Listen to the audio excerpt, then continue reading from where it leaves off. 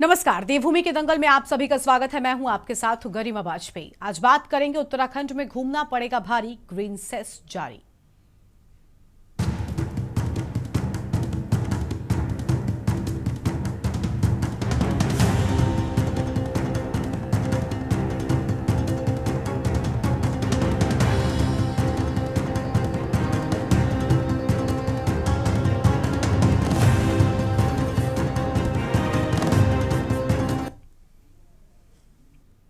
उत्तराखंड में अब सफर करना महंगा होगा। राज्य सरकार जल्द ही बाहर से आने वाले निजी वाहनों से भी ग्रीन टैक्स वसूलने की तैयारी में है। अब तक ये टैक्स केवल कमर्शियल गाड़ियों पर लागू था, लेकिन जल्द ही निजी कार, जीप और अन्य 4 पहिया वाहनों को भी इसके दायरे में शामिल किया जाएगा। सरकार के इस कदम से सालाना लगभग 150 करोड़ रुपए की अतिरिक्त आय होने की उम्मीद है। परिवहन विभाग ने टैक्स वसूली की पूरी प्रक्रिया को पारदर्शी और आधुनिक बनाने के लिए एक निजी कंपनी से करार कर लिया है। राज्य की सीमाओं पर 15 ऑटोमेटेड नंबर प्लेट रिकॉग्निशन कैमरे लगाए गए हैं, जो बाहरी राज्यों से आने वाले वाहनों की पहचान करेंगे। ये टैक्स फास्टैग के जरिए वसूला जाएगा। अगर किसी वाहन में फास्टैग नहीं है या बैलेंस शून्य है, तो कैमरा वाहन का नंबर कैप्चर कर प्रवर्तन टीम को सूचना भेज देगा, जिसके बाद टैक्स की वसूली की जाएगी। देहरादून जिले में कुल्हाल, तिमली रेंज, आशारोड़ी, नारसन, गोवर्धनपुर और चिड़ियापुर, वहीं कुमाऊं में काशीपुर, जसपुर, रुद्रपुर और पुलभट्टा की सीमाओं पर कैमरे लगाए गए हैं। अगर कोई वाहन 24 घंटे के भीतर दोबारा राज्य में प्रवेश करता है तो उसे दोबारा शुल्क नहीं देना होगा। वहीं विपक्ष ग्रीन टैक्स लगाने को तो सही मान रहा है, लेकिन बाहरी राज्यों से जो गाड़ियां आती हैं उनकी ना तो फिटनेस चेक होती है और ना ही ड्राइवर का अनुभव, जिसके चलते पहाड़ों पर आए दिन दुर्घटनाएं होती रहती हैं। सरकार को इस पर ध्यान देने की जरूरत है। आज इसी मुद्दे पर होगी विस्तार से बातचीत। खास मेहमानों का पैनल हमारे साथ में होगा, लेकिन उससे पहले ये रिपोर्ट देखिए।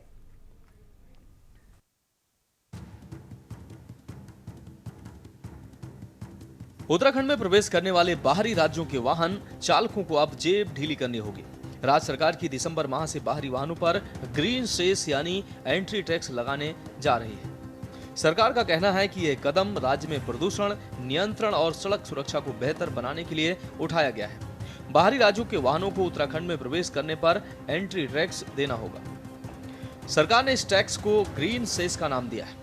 राज्य सरकार ने इस बाबत आदेश जारी कर दिया है। अब तैयारी अंतिम चरण में है और अपर आयुक्त परिवहन एसके सिंह का कहना है कि दिसंबर माह में ग्रीन सेस लेना शुरू कर दिया जाएगा। दूसरे राज्य से आने वाली हर गाड़ी की फास्टैग से ऑटोमेटिक वसूली होगी। ये सारी प्रक्रिया ANPR कैमरों की नजर में रहेगी। इस ग्रीन सेस से 100 से 150 करोड़ रुपए सालाना राजस्व प्राप्त होने का अनुमान है। इस पूरी प्रक्रिया को पारदर्शी और आधुनिक बनाने के लिए परिवहन विभाग ने एक निजी कंपनी से करार किया है, जो राज्य की सीमाओं पर 16 स्थानों पर लगे ऑटोमेटेड नंबर प्लेट रिग्रेशन यानी ANPR कैमरों के जरिए बाहर से आने वाले वाहनों की पहचान करेगी। ये कैमरे गढ़वाल और कुमाऊं मंडल की सीमाओं पर 16 स्थानों पर स्थापित किए गए हैं। एक एंट्री गेट हिमाचल प्रदेश के पांवटा साहिब के पास और बाकी यूपी बॉर्डर पर होंगे। गढ़वाल में कुल्हाल, तिमली रेंज, आशारोड़ी, नारसन, गोवर्धनपुर, चिड़ियापुर समेत अंतर्राज्यीय सीमा पर कई स्थानों पर ये कैमरे लगाए गए हैं। वहीं कुमाऊं में खटीमा, काशीपुर, जसपुर, रुद्रपुर, पुलभट्टा समेत कई जगह कैमरे लगे हैं। अगर कोई वाहन एक दिन के भीतर दोबारा राज्य में प्रवेश करता है तो उसे दोबारा शुल्क नहीं देना होगा। मतलब ये सेस 24 घंटे के लिए मान्य होगा। इसके लिए संबंधित कंपनी को national payments corporation of India यानी NPCI से पेमेंट गेटवे की अनुमति भी मिल चुकी है। सरकार के नियमों के अनुसार कई वाहनों को छूट मिलेगी।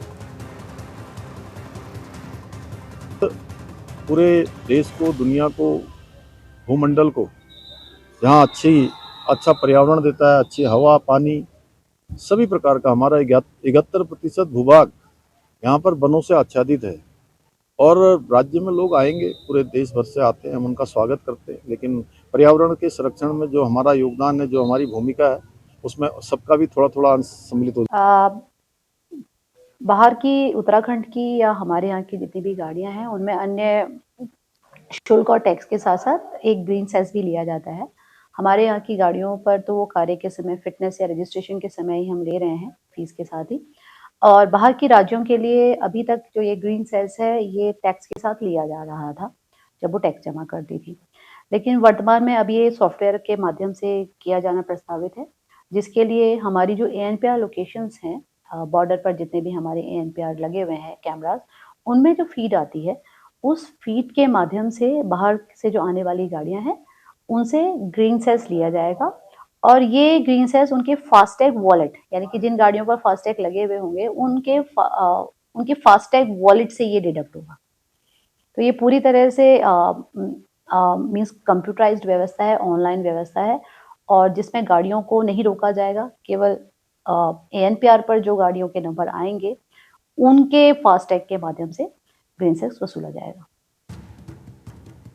दूसरे राज्यों से आने वाले दोपहिया, इलेक्ट्रिक और CNG वाहन को पूरी तरह से छूट दी जाएगी। सरकारी वाहन, एम्बुलेंस और अग्निशमन वाहन को भी इस शुल्क से अलग रखा गया है। परिवहन विभाग ने वाहनों की श्रेणी के अनुसार शेष दरें तय की हैं। 4 पहिया वाहनों पर 80 रुपए, डिलीवरी वैन 250 रुपए, भारी वाहनों पर 120 रुपए प्रतिदिन, बस 140 रुपए, ट्रक साइज के हिसाब से टैक्स लिया जाएगा जो 140 से 700 रुपए तक होगा। वहीं दूसरे राज्यों से आने वाले दोपहिया, इलेक्ट्रिक और CNG वाहनों को पूरी तरह छूट दी जाएगी। सरकारी वाहन, एम्बुलेंस और अग्निशमन वाहन को भी इस शुल्क से अलग रखा गया है। परिवहन विभाग ने वाहनों की श्रेणी के अनुसार शेष दरें तय की हैं, जिसमें 4 पहिया वाहनों पर 80 रुपए, डिलीवरी वैन 250, भारी वाहनों पर 120 प्रतिदिन, बस 140 रुपए, ट्रक साइज के हिसाब से टैक्स लिया जाएगा जो 140 से 700 तक होगा। सरकार का कहना है कि इस ग्रीन सेस से जुटाई गई राशि का इस्तेमाल एयर पॉल्यूशन कंट्रोल, सड़क सुरक्षा और शहरी परिवहन में सुधार के लिए किया जाएगा।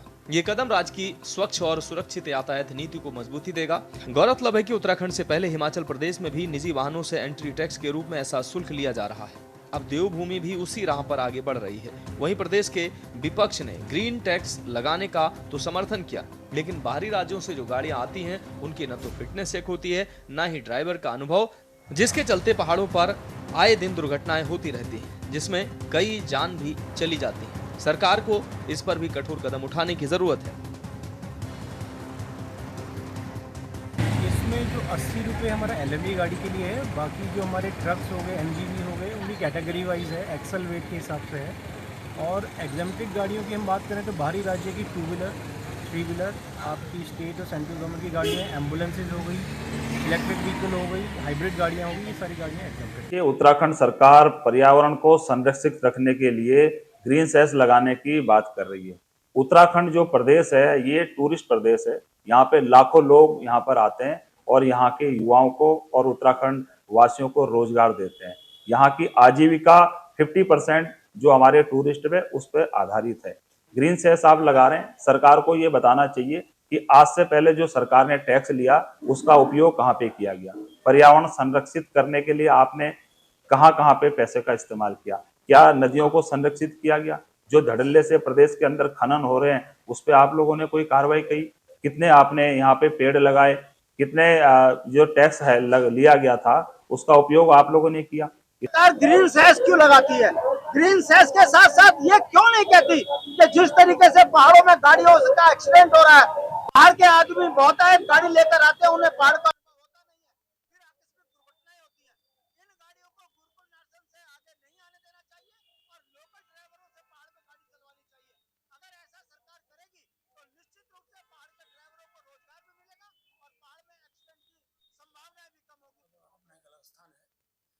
पिछले दिनों बड़ी संख्या में हमारे यहाँ यात्रा बढ़ी है।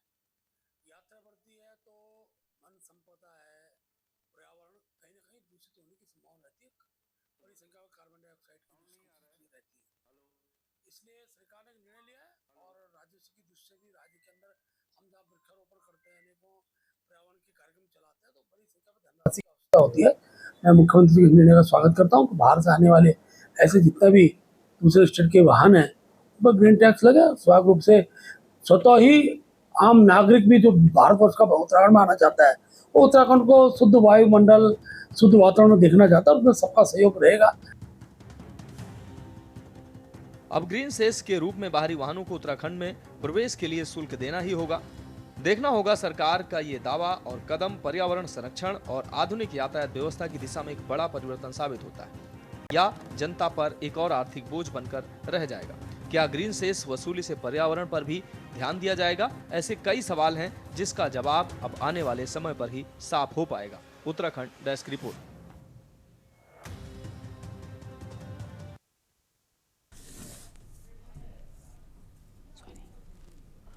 और इसी मुद्दे पर आज करेंगे विस्तार से चर्चा। खास मेहमानों का पैनल हमारे साथ में जुड़ चुका है। पंकज छेत्री हमारे साथ में है, प्रदेश प्रवक्ता कांग्रेस पार्टी की ओर से, दीपक रावत केंद्रीय प्रवक्ता उत्तराखंड क्रांति दल की ओर से, आशीष सैनी माफ कीजिएगा आशीष गर्ग जी हमारे साथ में है, पर्यावरणविद है।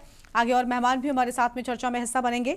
सबसे पहले शुरुआत पंकज छेत्री प्रदेश प्रवक्ता कांग्रेस पार्टी जी के साथ में कर लेते हैं। पंकज जी, बहुत स्वागत आपका। क्या कहना चाहेंगे पंकज जी, ग्रीन सेस से प्रदेश का फायदा होगा, क्या वजह है कि आखिर ये नहीं होना चाहिए? देखिए, ये सीधे सीधे एक तरीके का मैं कहना चाहता हूं कि लूट की तैयारी है। आपको एक छोटा सा उदाहरण देता हूं। जैसे मसूरी में नगर पालिका एक ग्रीन इसी तरीके का टैक्स लगाती है और जो भी बाहर से आने वाले वाहन चालकों से प्रति वाहन 60 रुपए लिए जाते हैं। पर उसका होता क्या है, एक नया पेड़ बता दीजिए कहां लगा है। और इसी प्रकार से आप तमाम टैक्स वैसी वसूल रहे हैं। तमाम आप देखिए, आप टोल टैक्स हर 10 किलोमीटर पे 12 किलोमीटर पे आपने टोल टैक्स बना दिए हैं। आप जाम की स्थिति देखिए। आप पर्यटकों को दे क्या रहे हैं सुविधा? हम कह रहे हैं ग्रीन टैक्स लगाइए आप, पर उस पे उत्तराखंड के पर्यावरण का संरक्षण कितना पहले हुआ। सहस्त्रधारा रोड से पेड़ कटे थे, तमाम आपने जो है आपको दोबारा पेड़ लगाने के लिए जो पैसा मिला, उस पैसे को क्या किया आपने? उन पेड़ों को आपने ट्रांसप्लांट करके रायपुर में यहाँ पे मुर्दा घर बना दिया है पेड़ों का, और वो पेड़ बिल्कुल खत्म हो गए आपने जो पेड़ ट्रांसप्लांट किए हैं। तो सरकार जो है सीधे सीधे नई लूट की तैयारी में है अब। और आप देखेंगे कि पहाड़ों में यहां तक कि जो बैंड होते हैं, बिल्कुल जो डेड बैंड है, वहां पे आप प्रोटेक्टर भी नहीं लगे हुए हैं और उसमें रिफ्लेक्टर लगता है, वो तक नहीं लगे हैं, जिससे कि पर्यटकों को आसानी हो देखने में कि भाई रात को मोड़ है, यहाँ पर धीरे चलना है। स्पीड आप देखेंगे, स्पीड के जो मीटर्स होते हैं जो वो लगने चाहिए वो नहीं है, परंतु चालान धड़ल्ले से हो रहे हैं। तो एक ये मैं कहना चाहता हूं कि अगर इसके पीछे मंशा अच्छी होती तो ये बहुत अच्छा फैसला था, परंतु इसके पीछे मंशा खराब है और सरकार का इरादा सीधे सीधे इसमें जो दिख रहा है वो लूट का दिख रहा है। और इसीलिए उन्होंने पहले ही झटके में निजी कंपनी से करार कर लिया। क्यों भाई, पहले आपने निजी कंपनी से करार क्यों कर लिया? पहले आप जो सरकार के तमाम एजेंसियां हैं उनको क्यों नहीं दिया गया काम? क्योंकि सीधे सीधे अब लूटने की तैयारी में है सरकार।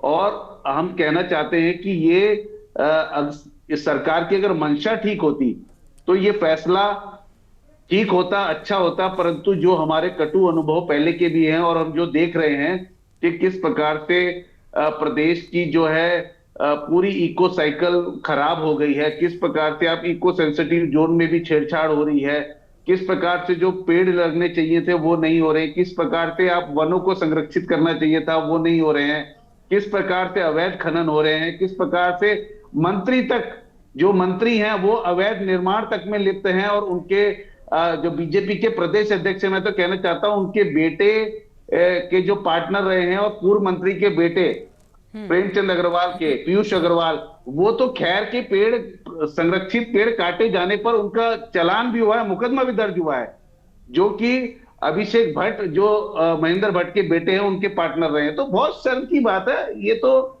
सीधे सीधे नई लूट की तैयारी है। और बहुत मैं कहना चाहता हूं कि जिस हिसाब से इनके इरादे नजर आ रहे हैं वो केवल एक नई लूट की योजना की अलावा ये कुछ साबित नहीं होगा, मैं ये कहना चाहता हूं। ठीक है, दीपक रावत जी हैं केंद्रीय प्रवक्ता यूकेडी की ओर से। दीपक जी, बहुत स्वागत आपका भी। दीपक जी, क्या कहना चाहेंगे? देखिए, अगर ये टैक्स वसूला जाएगा तो 150 करोड़ के राजस्व के फायदे की बात सामने आ रही है।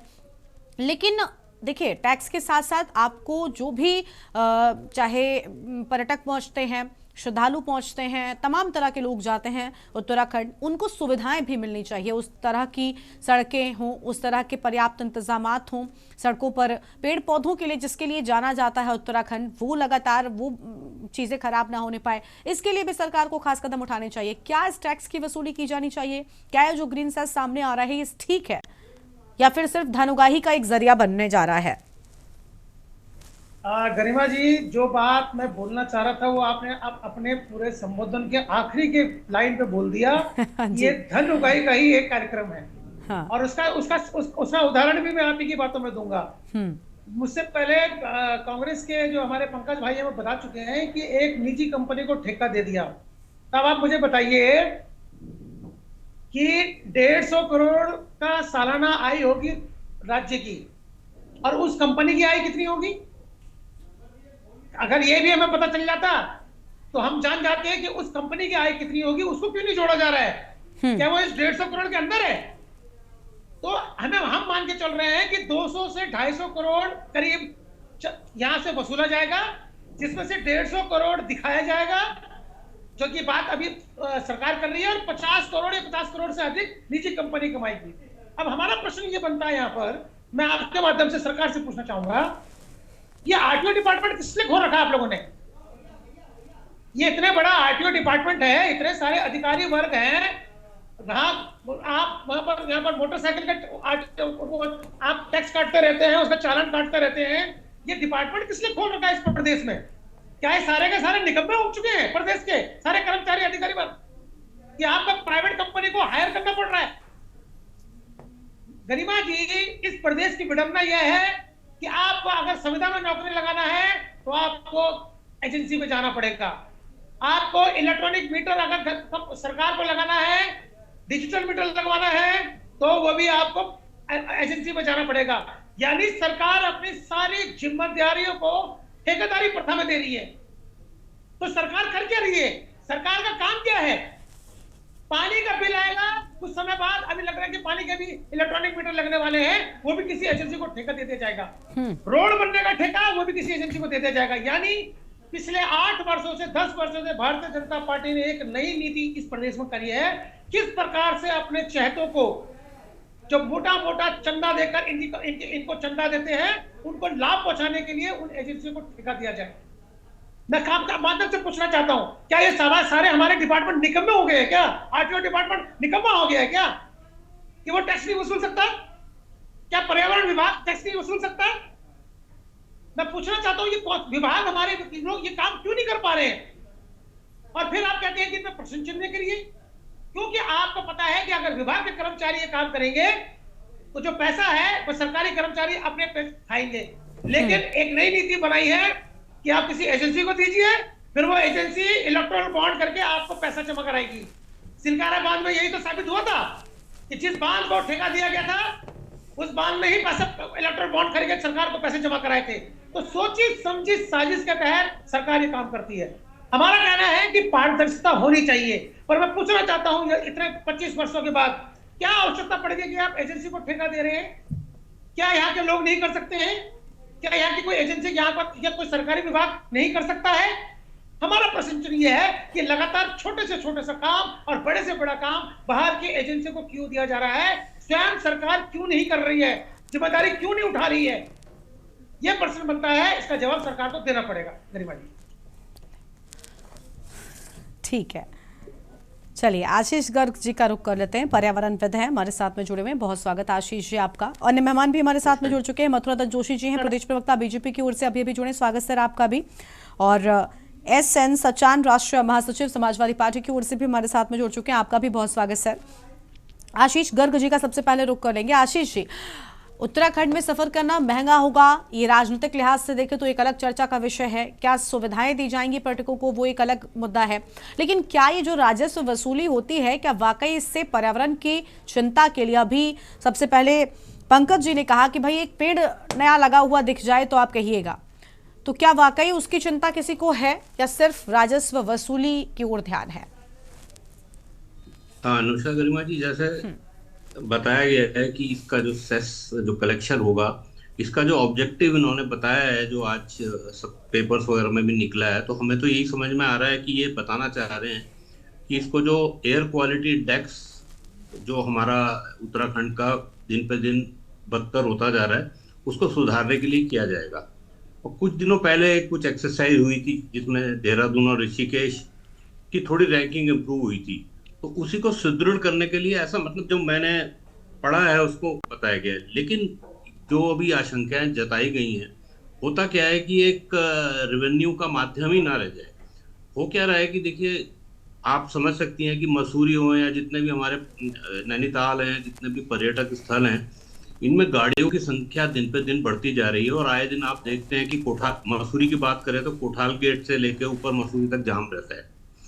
और ये जो एयर क्वालिटी या पॉल्यूशन या जो हमारे वातावरण में जो PM 2.5 और PM 10 जैसे डेंजरस या दूसरे केमिकल्स भी हैं, वो इन्हीं गाड़ियों की वजह से हो रहे हैं। तो अब यदि वाकई में केवल जो हम ग्रीन सेस लगा रहे हैं उसकी वजह से गाड़ियों की संख्या में कमी हो और या उसकी वजह से पॉल्यूशन घटे, तो मुझे ऐसा लगता नजर नहीं आ रहा है। क्योंकि जैसा मुझे ऐसा लग रहा है कि ये तो एक रेवेन्यू जनरेशन का एक माध्यम है। और हाँ। यदि गाड़ियों को वाकई में आपको कम करना है तो उसके लिए आपको कुछ मास ट्रांसपोर्टेशन की सुविधाएं एकदम मतलब होनी चाहिए आपकी इन प्लेस। जैसे रोप वे का एक प्रोजेक्ट है, वो अभी तक नहीं हुआ। या हमारा एक्सप्रेसवे मोहन तक ये आशारूढ़ी तक आ गया है, लेकिन उसके बाद कोई सुविधा नहीं है। तो ये गाड़ियां मुझे नहीं लगता कि केवल ग्रीन सेस लगाने से कम होगी और इससे पॉल्यूशन में कोई कमी आएगी। मुझे अभी तक जो सिचुएशन बनी हुई है उत्तराखंड में या देहरादून की बात करें, मुझे तो ये जो सारा का सारा लगता है कि ये केवल रेवेन्यू जनरेशन के लिए होगा, जैसे सरकार की आय में और बढ़ोतरी हो जाएगी। अब कितना वो किस हेड में जाता है, कौन कौन से पर्यावरण से रिलेटेड उपाय किए जाते हैं, ये तो कोई खुलासा किया नहीं गया। एक ब्रॉडली बताया गया कि ग्रीन इंफ्रास्ट्रक्चर में काम करेंगे AQI कब करने के लिए।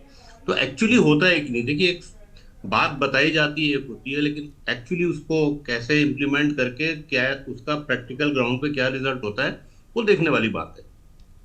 ठीक है, चलिए, यानी आपके लिहाज से पर्यावरण की चिंता किसी को नहीं है। लौटेंगे और मेहमानों को भी हम जोड़ेंगे और चर्चा को आगे बढ़ाएंगे, लेकिन उससे पहले देवभूमि के दंगल में एक ब्रेक के लिए रुकते हैं, जल्द लौटेंगे।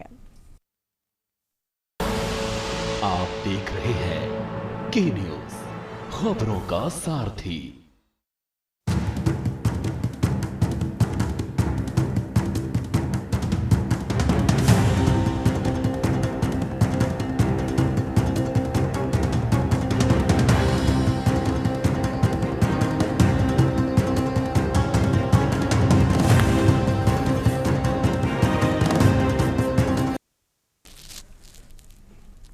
ब्रेक के बाद देवभूमि के दंगल में आप सभी का स्वागत है। खास मेहमान हमारे साथ में लगातार बने हुए हैं। मथुरा दत्त जोशी जी हैं, प्रदेश प्रवक्ता भारतीय जनता पार्टी की ओर से। सबसे पहले उनका रुख कर लेंगे। बहुत स्वागत सर आपका। मथुरा दत्त जोशी जी, आपने सभी प्रवक्ताओं और पर्यावरणविद को भी सुना। साफ तौर पर यह कहना है कि पर्यावरण की ओर शायद विशेष ध्यान है ही नहीं, राजस्व वसूली एक तरफ और बाकी के विपक्षी दलों का भी यही कहना है। अभी दीपक रावत जी हमारे साथ में थे और पंकज छेत्री UKD और कांग्रेस दोनों की ओर से यही आरोप लगाया गया कि धन उगाही के आप अलग अलग माध्यम बना रहे हैं, लेकिन प्रदेश के लिए, पर्यावरण के लिए कुछ नहीं हो रहा है और सुविधाओं के नाम पर भी पर्यटकों को शायद उतनी पर्याप्त चीजें नहीं मिल पा रही हैं। राजनीतिक लोग तो कुछ न कुछ उसमें कहेंगे ही कहेंगे, लेकिन ऐसा नहीं है। इसमें पर्यावरण का भी ध्यान रखा जाएगा और राज्य की आर्थिकी को मजबूत करने की दिशा में भी विचार किया जाएगा। अगर ग्रीन सेस टैक्स लगा है तो उत्तराखंड पहला राज्य है जो सबसे ज्यादा पर्यावरणीय सुविधाएं विश्व को दे रहा है, भारत को दे रहा है, विश्व को दे रहा है। 72% यहाँ पर वन है। हम सबसे ज्यादा शुद्ध हवा यहाँ पर दे रहे हैं। पानी की हमारे यहाँ सबसे ज्यादा नदियाँ हमारे यहाँ से निकलती हैं। शुद्ध जल हम लोग दे रहे हैं, चाहे वो गंगा हमारे यहाँ, माँ गंगा यहाँ से निकलती हो, माँ यमुना निकलती हो, काली, गोरी, धौली, आपकी सरयू, आपकी पिंडर, अलकनंदा और हमारी मंदाकिनी, तमाम नदियां हमारे यहाँ हैं जहाँ से हमारे यहाँ हम पूरे देश को पानी उपलब्ध कराते हैं। और जहाँ तक इस ग्रीन सेस लगाने की बात है तो निश्चित रूप से तो पहले से लगना चाहिए, क्योंकि तमाम हमारे यहाँ 4 धाम यात्रा चलती है, पर्यटक हमारे यहाँ आता है, धार्मिक पर्यटक हमारे यहाँ आता है, डोमेस्टिक पर्यटक हमारे यहाँ आता है, तमाम तरह के हमारे यहाँ। लेकिन ये टैक्स जो लगाया गया है, इससे हर तरफ ध्यान रखा जाएगा। पर्यावरण को बिगाड़ने के लिए नहीं है, पर्यावरण में सुधार लाने के लिए है। जब हम इतना काम कर रहे हैं, लेकिन सुधार लाने के लिए कदम कौन से उठाए जा रहे हैं वो भी तो बताना जरूरी है ना। पर्यावरण में सुधार कैसे आएगा? वही गाड़ियां आएंगी, गाड़ियों से पैसा लेंगे आप, उससे सुधार कैसे होगा? अभी इसको फाइनलाइज करेंगे। अभी सरकार का विचार है, अभी कोई लगा नहीं है। अभी कोई टैक्स आज इसे वसूल नहीं कर रहे हैं हम। अभी सरकार ने तय किया है कि हम 25वें रजत जयंती वर्ष हम यहाँ पर बना रहे हैं। हम इसमें इस बिंदु पर विचार कर रहे हैं जिससे हमारी आर्थिकी भी बढ़े, आने वाला पर्यटक हमको कुछ न कुछ दे जाए, और हमारे यहाँ जो गाड़ियाँ भी जो आए तो उन पर कम से कम हमारी जो पर्यावरणीय क्षति है वो कम से कम हो, उनका पॉल्यूशन सर्टिफिकेट हो, सब चेक किया जाएगा। अभी सरकार को कम से कम उससे आगे तो एक कदम तो उठाए आगे, क्योंकि हिमाचल गवर्नमेंट भी ले रही है, अन्य हमारी नॉर्थ ईस्ट की सरकारें भी उसमें वसूल कर रही हैं। तो ठीक है, एक ये स्वागत योग्य कदम है। इसका स्वागत करने के बजाय अगर विपक्षी दल इसमें तमाम तरीके की बातें तो सुझाव दे सकते हैं, कोई भी आप नकारात्मक सोच पर न करिए। अगर विपक्ष के लोगों को कोई आपत्ति है तो निश्चित रूप से वो अपने सुझाव लिखित में भी दे सकते हैं। सरकार उनके सुझावों पर गंभीरता से विचार करेगी, और अगर उनके सुझाव सकारात्मक सुझाव होंगे, उपयोगी सुझाव होंगे, तो उनको लागू करने में भी सरकार नहीं हिचकेगी। लेकिन चैनल में बैठकर मैं विशेषकर पंकज छत्री जी हमारे सामाजिक सक्रिय रहने वाले व्यक्ति, सोशल एक्टिविस्ट भी हैं, वकील भी हैं, और हर चीज को जानते हैं। अगर कोई काम हो रहा है उसकी मेरिट भी जानते हैं, डिमेरिट भी जानते हैं। हमारे क्रांतिकारी छात्र नेता रहे हैं, बहुत विद्वान व्यक्ति हैं। अगर उनकी तरफ से कोई सुझाव आएगा तो मैं निश्चित रूप से ये बात आपके लोकप्रिय चैनल के माध्यम से अपने सारे पैनलिस्ट को भी कहना चाहूंगा कि इसकी नकारात्मकता की तरफ न जाकर कम से कम इसकी सकारात्मक सोच को लेकर अगर आगे बढ़ेंगे तो निश्चित रूप से प्रदेश का ही भला होगा, और आने वाले हमारे जितने पर्यटक हैं उनको सुविधाओं की बात है, पार्किंग की बात है। अभी आप अभी जैसे मोहन तक मैं अभी सुन रहा था, हमारे पर्यावरणविद बैठे हैं, सम्मानित हैं हमारे, अभी मोहन तक की बात हो रही है। मोहन तक के ही नहीं है, आप देखिए कि शिमला बाईपास से चंडीगढ़ वाला हाईवे आ रहा है, और पीछे आशा रोडी से आपके झांचरा चौक के पास 4 लेन जोड़ रही है, वहां से आपका हवाला होते हुए सीधे मसूरी के लिए अलग से रूट निकल रहा है। जोशी जी, आपको माफी के साथ यहाँ पर हम रोक रहे हैं, आपके पास वापस लौटेंगे। मथुरा दत्त जोशी जी हमारे साथ में थे, प्रदेश प्रवक्ता भारतीय जनता पार्टी की ओर से। जोशी जी, आप अपनी बात को पूरा कर सकते हैं। देखिए, स्थिति स्पष्ट करनी ही होगी कि आखिर कैसे आप पर्यावरण की रक्षा करने वाले हैं, कैसे पर्यावरण बचाएंगे, क्योंकि सिर्फ राजस्व वसूली से ये कह दिया जाए, जैसे आपने कहा कि हम इस पर चर्चा करेंगे, मतलब पर्यावरण कैसे बचाना है इसकी चर्चा शेष है, लेकिन ग्रीन सेस को लेकर स्थिति एकदम स्पष्ट है। के लिए आप बिल्कुल ठीक कर रही हैं। मैंने कहा ना, अभी तो केवल सरकार का प्रस्ताव है, अभी तो ये मामला कैबिनेट में जाएगा, उसके बाद ये स्वीकृत होगा, उसके बाद इसको लागू होगा, उसके बाद देखेंगे कि ट्रांसपोर्ट डिपार्टमेंट लेता है या दूसरा डिपार्टमेंट होता है। अभी मेरे छोटे भाई आदरणीय पंकज जी ने कहा कि कंपनी को ठेका दे दिया। अभी कोई स्थिति ऐसी नहीं है किसी कंपनी को जबरदस्ती उठा के ठेका दे दिया गया हो। जहाँ तक मेरी जानकारी है अभी तक कोई ठेका ऐसा नहीं हुआ है। अभी इसमें चर्चा होगी और इसका पूरा अध्ययन सरकार अभी करेगी। अभी सरकार का विचार है। मेरा अपना मानना व्यक्तिगत रूप से, मैं तो इसका पहले भी पक्षधर रहा हूँ। जब मैं दूसरी पार्टी में था तब भी मैं ये बात कहता था कि उत्तराखंड आने वाले यात्रियों से निश्चित रूप से ग्रीन सेस लगना चाहिए। हम ग्रीन बोनस की बात भी कर रहे थे, कई वर्षों से हम ग्रीन बोनस की बात कर रहे हैं, पंकज जी को पता है, लेकिन केंद्र सरकार ने हमको उसमें कोई बहुत बड़ा बेनिफिट नहीं दिया। मैंने कहा ना, पर्यावरणीय रक्षा करने में हमारा उत्तराखंड सबसे बड़ा योगदान दे रहा है। पूरे देश में नंबर 1 में उत्तराखंड है। हम पूरे, चाहे हिमालयी क्षेत्र हमारा हो, चाहे हमारा वनाच्छादित क्षेत्र हो, चाहे हमारी नदियां हो, हम पर्यावरण की रक्षा में सबसे आगे रहते हैं। अगर हमारे यहाँ की आबहवा खराब होगी तो निश्चित रूप से ये चिंतनीय बात होगी, लेकिन इसमें अभी कहीं ऐसी कोई बात नहीं है। वो केवल जो उत्तराखंड आने वाली गाड़ियां हैं उनसे हम ग्रीन सेस लेंगे, वो अपने वाहनों को ठीक ठाक करके भी आए और यहाँ की पर्यावरणीय आबहवा खराब भी न करें। अगर हमारे यहाँ आते हैं तो हमारे यहाँ जो उनको बेनिफिट होगा वो हमको कुछ दे के जाए। हमारा अपना मानना ये है, ताकि हमारे प्रदेश में जो सुविधाएं पर्यटकों को मिलती हैं उनके लिए हमने अभी पार्किंग की व्यवस्थाएं करनी है। तमाम मसूरी से, आप देहरादून से मसूरी का रोपवे है या अन्य जगह पर है, चाहे आपका औली वाला रोपवे है, केदारनाथ वाला रोपवे, तमाम जगह हालांकि भारत सरकार पैसा दे रही है, ठीक है, हम इस दिशा में आगे बढ़े। तमाम विकास की योजनाएं सरकार ने चलाई हैं। मसूरी के लिए अलग से बाईपास बनने की बात भी है। ये अब मसूरी के अलावा ऋषिकेश के लिए अलग बाईपास बनाने की बात है, डोईवाला से होते हुए जो भनियावाला के आसपास मिलेगा। तो तमाम हमारे ऐसे काम हो रहे हैं जिन कामों को आगे बढ़ाने के लिए हमको धन की आवश्यकता भी पड़ेगी। तो उसमें कोई एक उद्देश्य ये नहीं है कि हर काम में हम उसकी निगेटिविटी देखें, नकारात्मक सोच के। लेकिन अगर स्थिति स्पष्ट होगी ना तभी तो लोग समझ पाएंगे। तो अब अभी तक एक भी चीज ये नहीं बताई गई कि किस तरीके से पर्यावरण में सुधार लाने के प्रयास किए जाएंगे, तो फिर व्यक्ति सोचेगा ना, राजनीतिक दलों का तो काम ही यही है। चलिए लौटते हैं सर आपके पास में। अभी SN सचान साहब का रुख कर लेंगे, महासचिव समाजवादी पार्टी की ओर से। स्वागत सर आपका भी। सचान साहब क्या कहना चाहेंगे? देखिए अभी सेस को लेकर कहा गया, पर्यटकों को सुविधाएं भी उस लिहाज की मिलनी चाहिए। सड़कों को हम सब खुद भी जब जाते हैं तो शायद उतनी बेहतर व्यवस्थाएं नहीं होती। कई सड़कों पर अभी भी लाइटिंग की कोई व्यवस्था नहीं होती, जहां 5 बजे के बाद खासतौर पर पहाड़ी इलाकों में, आप मसूरी ही चले जाइए, नहीं कुछ देहरादून से मसूरी के बीच में कम से कम आपको 20 ऐसे स्पॉट्स मिल जाएंगे जहां पर कोई लाइटिंग नहीं है और कर्व एरियाज हैं, मतलब खतरे से खाली नहीं है। चाहे 2 पहिया वाहन से ही क्यों ना जाएं, विजिबिलिटी बहुत कम हो जाती है क्योंकि मौसम ऐसा रहता है, और वहां पर भी लाइटिंग की कोई व्यवस्था नहीं है, स्ट्रीट लाइट्स की कोई व्यवस्था नहीं है। कैसे आप बेहतर चीजें देने की बात कर रहे हैं? क्या सिर्फ पर्यटकों से टैक्स वसूलना ही ठीक है या उनको सुविधाएं देना भी हमारी ही जिम्मेदारी है? अनम्यूट कीजिए सर, अनम्यूट कीजिए ताकि हम आपको सुन सके।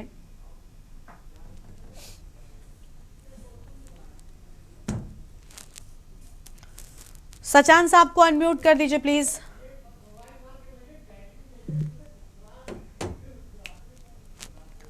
सचान साहब अनम्यूट करें, हम आपको सुन पाएंगे तब।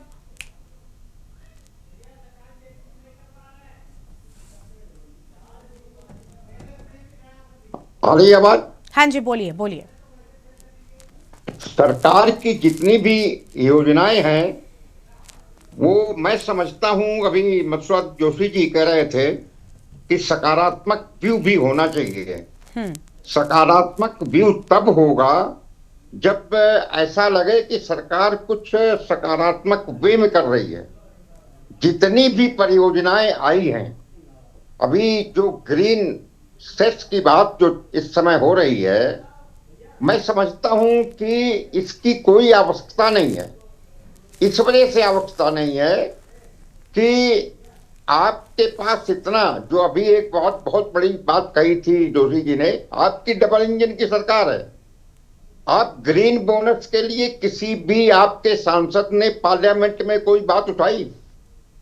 ग्रीन बोनस को डिजर्व करता है। 25 साल हो गए, कांग्रेस की एक बार वहां भी डबल इंजन की सरकार रही, लेकिन कभी भी पार्लियामेंट में ये मामला परस्यू नहीं किया गया। यहाँ वो मामले परस्यू किए जाते हैं जिससे सरकार को फायदा हो। सरकार को फायदा नहीं, जो बिचौलिए हैं उनको फायदा हो। अभी आपने मसूरी का 142 एकड़ जमीन आपने एक ऐसी कंपनी को दे दी और औने पौने दाम में। आपको वास्तविकता ये है कि ग्रीन, पहले तो आपको यही नहीं मालूम सरकार को कि ग्रीनरी कैसे बढ़े। ग्रीनरी आपने बढ़ाई नहीं, सहजधारा रोड पूरा बर्बाद कर दिया। इसके साथ साथ अभी तो ये जो जिलाराम बाजार से जा रहा था रास्ता मुख्यमंत्री आवास को, वहां भी पेड़ काटे जा रहे थे, वहां भी लोगों ने विरोध किया। पूरे जो ऑल वेदर रोड है, ऑल वेदर रोड में आपने कितने लाख पेड़ काट दिए। आपको ग्रीनरी की चिंता नहीं है, आपको एयर क्वालिटी की चिंता नहीं है। अभी आप एलिवेटेड रोड बनाने जा रहे हैं। एलिवेटेड रोड बनाने से 10 साल, जितने सालों वो 5 साल कम से कम में तैयार होगी और यहाँ की एयर क्वालिटी इतनी खराब हो जाएगी।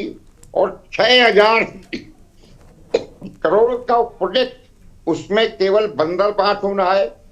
जितनी भी परियोजनाएं सरकार ला रही है या सरकार जिसमें हाथ डाल रही है, उससे सरकार का या बिचौलियों का क्या फायदा होगा, ये केवल मकसद है। पर्यटकों को सुविधा पहुंचाने की कोई योजना नहीं है इनके पास। इसके साथ ही साथ जब पर्यटक, मैंने देखा है कि बेचारों को पानी तक महंगे दाम पे लेना पड़ता है, खाना महंगे दाम पे लेना पड़ता है।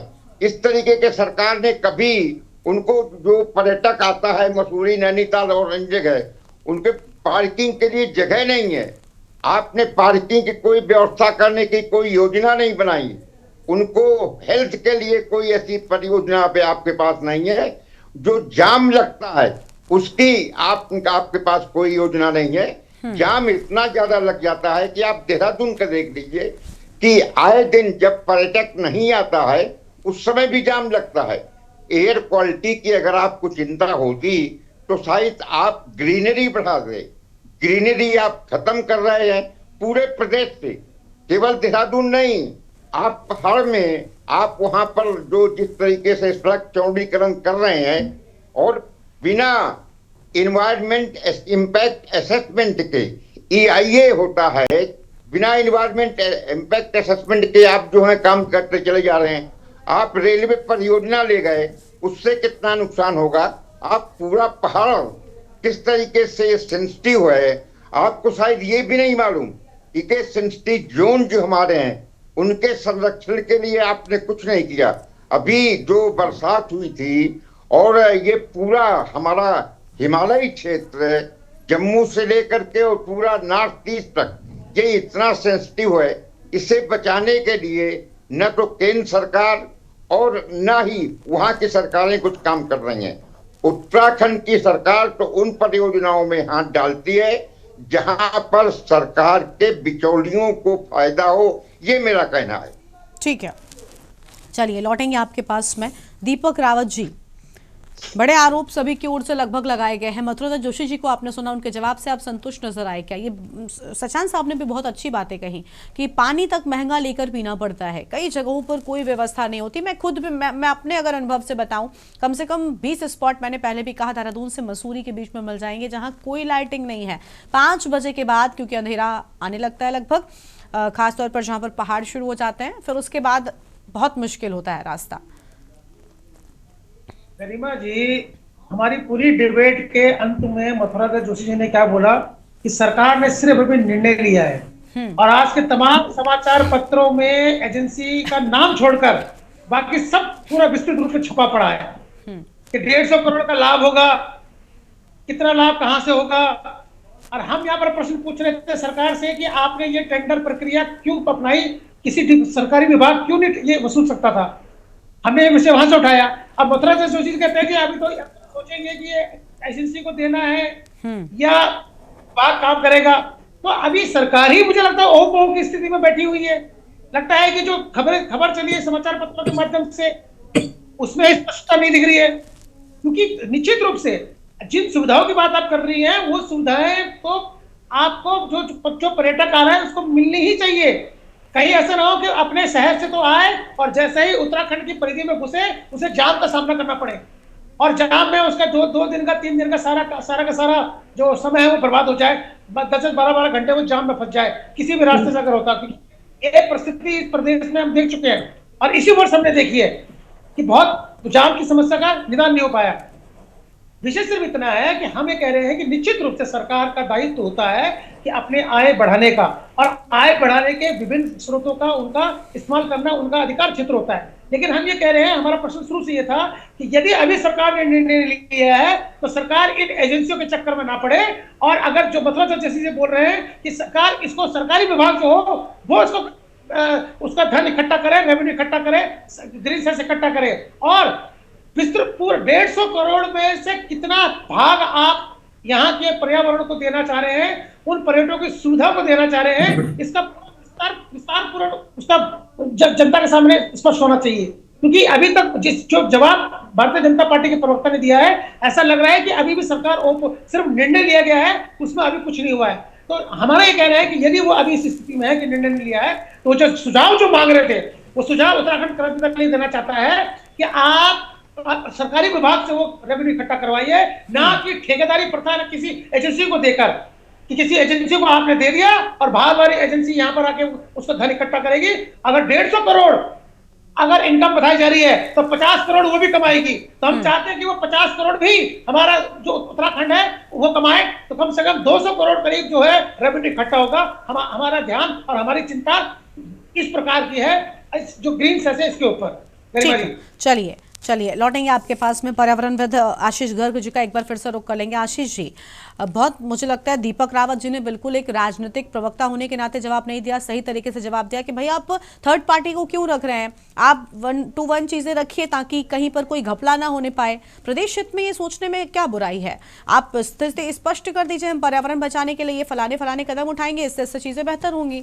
कोई मौका ही नहीं देंगे आप राजनीतिक दलों को या अपने विपक्षों को कोई बात कहने का? हाँ जी गरिमा जी, इसमें मैं कोई राजनीतिक बात नहीं करूंगा क्योंकि मैं राजनीतिक पर्सन नहीं हूँ। लेकिन देखिए जो भी काम सरकार कराती है वो तो देखिए ठेके के माध्यम से कराती है। चाहे पीडब्ल्यूडी के जैसे दीपक रावत सर बता रहे थे कि रोड बनाने या जो बनाने, तो मुझे लगता है अब आरटीओ यदि इसका काम कराएगा तो उस पर तो कोई एजेंसी तो उसे एंगेज करनी पड़ेगी। पर उनका ये सवाल बिल्कुल सही है कि जो भी एजेंसी लगे उसमें उसको बड़े फेयर और ट्रांसपेरेंट तरीके से उसको एंगेज करना चाहिए, और उसके साथ जितना भी उन्होंने पूछा कि भाई उसको कितना आप कॉन्ट्रैक्ट में कितना उसको अमाउंट दे रहे हो, वो बिल्कुल जानकारी उसकी होनी चाहिए और कम से कम उसमें उसको एंगेज करना चाहिए। तो दूसरा मेरा अभी घूम फिर के सवाल वहीं आता है, अब जिस हमारे आदरणीय मथुरा दत्त जोशी सर ने भी ये बताया कि उत्तराखंड एक सबसे बड़ा जो ग्रीन सेवाएं अपनी पूरे विश्व को देता है, तो देखिए ये तो नेचुरली कई सालों से सर चला आ रहा है। हमें ये देखना है क्या हम उसको इंटैक्ट रख पाते हैं, उसी जो स्तर है उसका उसी को रख सकते हैं। लेकिन आप जानते हैं सर कि काफी इसमें अब चाहे वो डेवलपमेंट के कहने से हो रहा है, जो भी हो रहा है, हमारे आने वाले समय में भी पिछले समय में करीब 50,000 हेक्टेयर जंगल चला गया है, ग्रीनरी चली गई है। तो मैं ये नहीं कह रहा कि जब आप विकास करेंगे तो ग्रीनरी नहीं जाएगी, लेकिन हमको इसको कम से कम इसको कोशिश करनी चाहिए कि कम से कम हमारी ग्रीनरी का इसमें सत्यानाश हो। हमारी वाइल्ड लाइफ इस समय देखिए, मैं क्लाइमेट चेंज का एक बहुत बड़ा हिमालयन इस पे असर है हमारा होने वाला है, उसमें हमारी वाइल्ड लाइफ 10 साल में खत्म होने वाली है। ये डेटा आप इसको देख सकते हैं, बहुत चिंता का विषय है। हमारी फॉरेस्ट फायर बहुत ज्यादा हो रही है, तो हम रोड यदि बाइफरकेट करते चले जाएंगे, रोड भी बनाने हैं हमको। मेरा केवल एक ही सजेशन है, क्योंकि जोशी सर ने पूछा था कि सजेशन क्या है, हमको देखिए मास ट्रांसपोर्टेशन स्कीम्स को जल्द से जल्द लागू करना पड़ेगा। जो इंडिविजुअल गाड़ियां हमारी जा रही हैं उसी की वजह से विनाश हो रहा है भारत, बहुत मेरा ये पर्सनल मानना है। क्योंकि हम रोड को एक चौड़ाई के बाद उसे बहुत ज्यादा और ज्यादा विस्तार नहीं कर सकते उसका, तो हमको अब यही करना पड़ेगा, गाड़ियों की संख्या कम करनी पड़ेगी। क्योंकि जितने भी हमारे टाउन्स हैं उत्तराखंड के, उनमें कैरिंग कैपेसिटी कई टाइम एक्सीड हो चुकी है। और आप आए दिन देहरादून देख लीजिए, देहरादून की इसलिए बात करते हैं सबसे बड़ा शहर है, हमारे सारी जितनी मेजर रोड्स हैं जिसमें वाइडनिंग हुई है, चाहे सहजदरा रोड, जीएमएस रोड या ईसी रोड, सब पूरे जाम पड़े हैं, वहां आप कार लेके निकल ही नहीं सकते। तो ये पॉल्यूशन बढ़ाने का बहुत बड़ा कारण है। तो ग्रीन सेस आप लेके सर 80 रुपए से आप सोचेंगे कि दिल्ली से या एनसीआर से कोई यहाँ नहीं आएगा, मुझे नहीं लगता। और जाम होगा तो आपका AQI लेवल बढ़ेगा। तो इसको एक विस्तार से पूरे एक तरीके से इसको देखिए, इस पर चर्चा करने की और एक बहुत टफ मेजर्स लेने की जरूरत है इस समय। नहीं तो उत्तराखंड का दूसरे क्षेत्र में चाहे विकास होता रहे, लेकिन हम पर्यावरण के क्षेत्र में हमारा ग्राफ धीरे धीरे नीचे जाता रहेगा। और ये मैं नहीं कह रहा हूँ, आपने इस बार जो अभी हमारे हादसे हुए आपने देख लिया कि ये सब पर्यावरण की तरफ विशेष ध्यान नहीं देने के कारण ये स्थिति इस समय आई है कि अब ना केवल हमें कि सुप्रीम कोर्ट कह रही है कि ये हिमालय टाउन तो बचेंगे नहीं, ये सुप्रीम कोर्ट ने हिमाचल के लिए तो बोल दिया है, तो उत्तराखंड की तरफ भी इंगित है उनका ध्यान। ठीक है, तो मेरा यही मानना है कि आप ये ग्रीन सेस लगाइए, लेकिन केवल यदि वो रेवेन्यू जनरेशन के लिए चला गया 150 करोड़, बिल्कुल तो ये बताना चाहिए कि कहाँ पर उनकी मंशा अगर साफ नहीं होगी तो चीजें फिर सही से नहीं हो पाएंगी। ठीक है सर, लौटेंगे हम आपके पास में जल्दी से। पंकज छेत्री जी का एक रिएक्शन, उसके बाद जोशी जी आपके पास आएंगे। पंकज जी क्या कहना चाहेंगे? अभी मथुरा जोशी जी को आपने सुना। देखिए बड़े कंफ्यूजन वाली स्थिति है। हाँ। अभी तमाम मीडिया में ये बात चल रही है कि इसके लिए कंपनी को ठेका दे दिया है। हाँ। जो और अभी आदरणीय बड़े भाई मथुरा दत्त जोशी जी ने कहा कि अभी ऐसी कोई स्थिति नहीं है। तो एक तो ये स्थिति तो है, इसके साथ साथ मैं ये भी कहना चाहूंगा कि पहले सरकार को मंशा साफ करनी पड़ेगी। सरकार की मंशा में, नियत में इसमें खोट दिखता है और यही कारण है कि इस पर प्रश्न चिन्ह लग रहे हैं, क्योंकि सबसे बड़ा सवाल ये है कि जब ग्रीन सेस लिया जाएगा तो उन पैसों से उस सेस का क्या किया जाएगा, या कोई रोड मैप है सरकार के पास? और जो अभी तक लिया जा रहा था उसका कोई उसका क्या हुआ, इस बारे में किसी को जानकारी नहीं है। एक आप देहरादून से मसूरी की बात करिए आपने, जब आप मसूरी जाते हैं तो रास्ते में कोल्लू खेत में एक इको टैक्स लिया जाता है।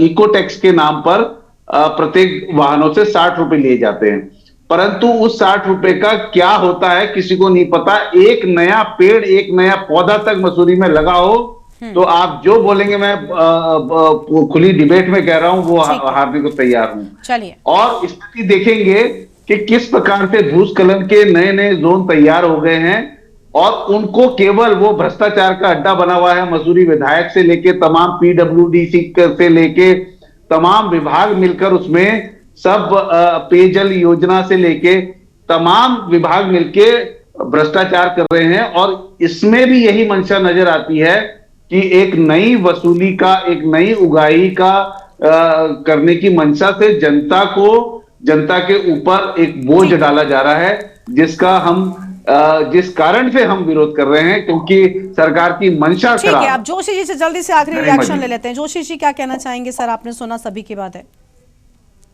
देखिए गरिमा जी, सबसे बड़ी बात यह है कि अगर आप राज्य का डेवलपमेंट करना चाहते हैं और राज्य में कुछ नई चीजें शुरू करना चाहते हैं, राज्य की आर्थिक स्थिति मजबूत करना चाहते हैं, तो कुछ न कुछ काम आपको करना पड़ेगा सरकार को। एक बात।